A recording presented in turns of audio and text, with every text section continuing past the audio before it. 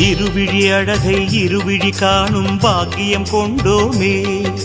இறைவா ரமணா உந்தன் மகிமையை மனதில் கண்டோமே.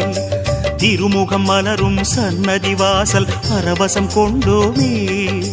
தேவரகசியம் அது உன் லீலை மலையினில் கண்டோமே.